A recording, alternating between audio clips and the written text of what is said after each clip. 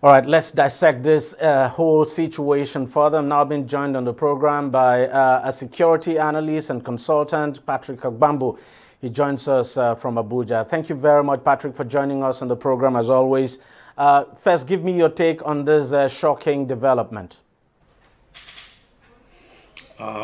It's really sad. It's unfortunate, and seriously, it's indescribable how I feel about it that it happened. But I think it's one too many.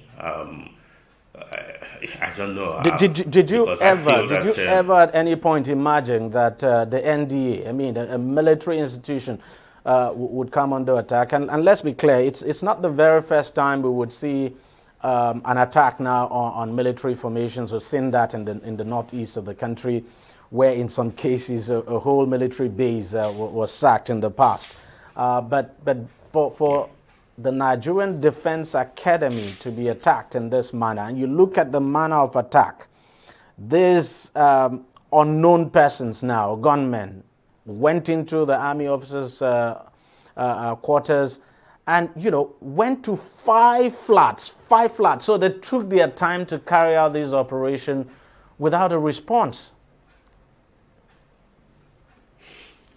That's why I said it's unfortunate because I personally have visited the Nigerian Defense Academy, even the staff quarters and the academic section. I know that even the hostels, I know that it's very vast, and the staff quarters are very isolated from the administrative block and all that. I know that the landmass is wide, but I expect that as not just because it's a military establishment, but because not too far from that place, the airport, the Kaduna International Airport, the residential quarter of the FAN personnel were also attacked. Yes. So I expected that being proactive, preventive measure, that security personnel should be able to be observant. They should not let down their guards, because if these people could penetrate not just few kilometers, somebody who knows that area, even the College of Forest Mechanization is very close to that. Exactly. So they were all not far from each other. So if they could successfully carry out that operation there in those two places, it was expected that they would come to this place, and we expected that those who are in charge of internal security in that academy should have done better than what happened. So it's quite unfortunate. And this is obviously a huge embarrassment for the Nigerian military, and of course the Nigerian government as well. Yeah. Yes. For me, I think it's even for the Nigeria as a nation, because if it tells the story, even though I disagree with some of the assertions that it means that nowhere is safe in the country, but I know that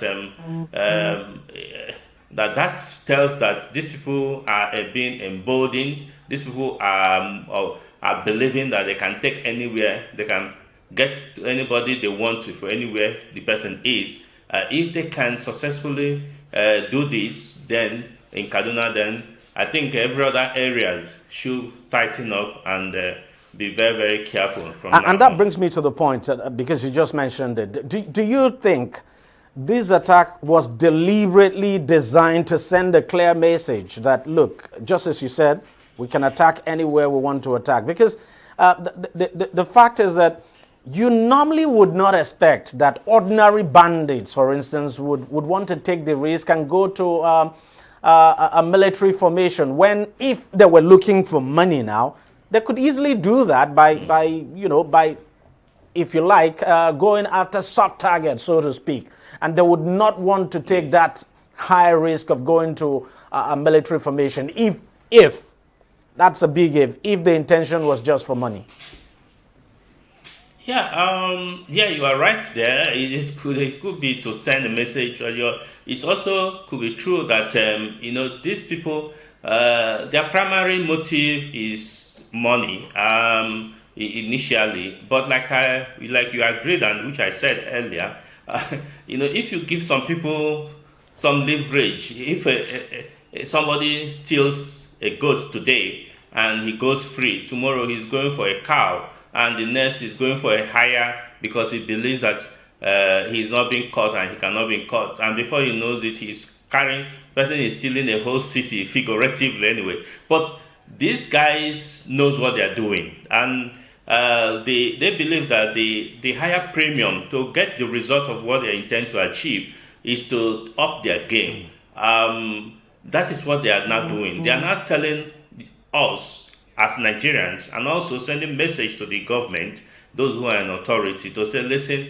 we can even do more than you think or that we can do. We are no longer going to limit our operations in the forest.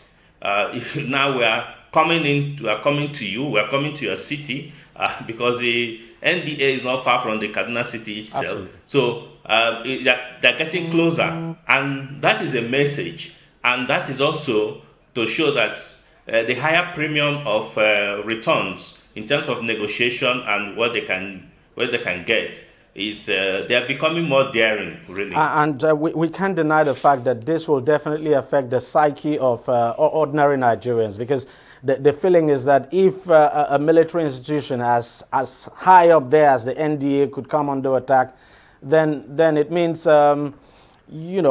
that confidence you have in your military would be somewhat eroded. And how quickly the military is able to resolve this, get to the bottom of the matter, get those who carried this out arrested and bring them to justice is very important.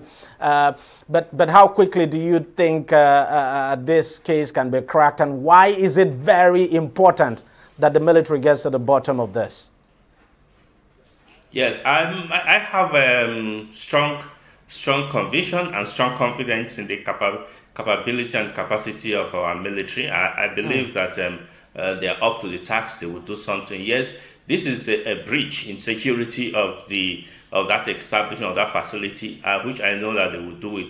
But like I have always said, it's getting too late. I know that it's not a 100-meter dash. It's not something you can just get resolved at a time. But we believe that with the cooperation of the people, because in this situation, the people have a 60% role to play if we must get it resolved. The military, I'm happy that the Chief of Defense Staff, General Leo Leo Irabo had visited the location, and plans are being made. I know some people did say that when Nigerian security agencies want to work, they will work, and when you touch their own people, then they will work. But not to say that they are abandoning the ordinary Nigerian like you and I.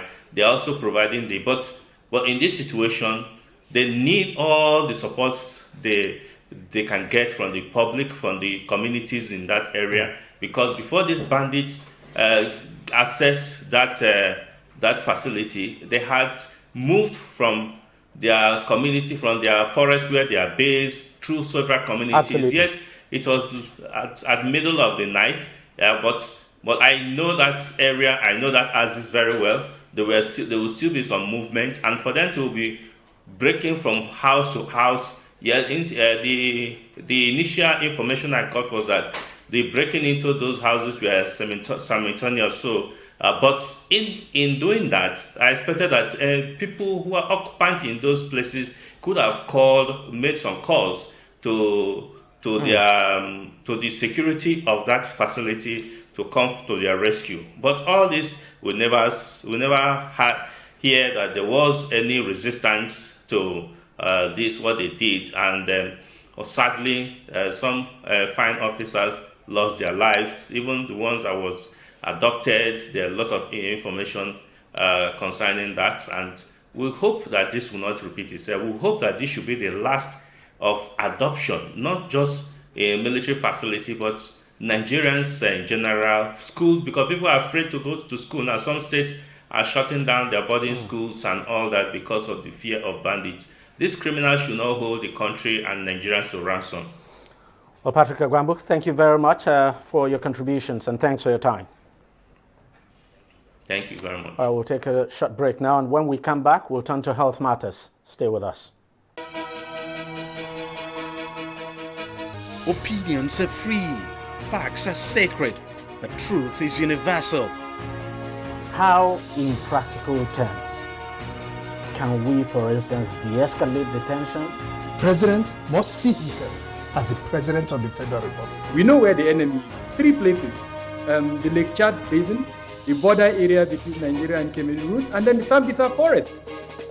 On DEJI360, we give you a complete dose of everything. Opinion, facts, and undiluted truth. I hardly believe what politicians say in this part of the world. A new Nigeria is possible, a future is possible. We delve into the issues, dissect it so that you can understand it, and use it to take action. I don't think there's any need for any governor to look for grant for ranching. DEJI360, dissecting the issues.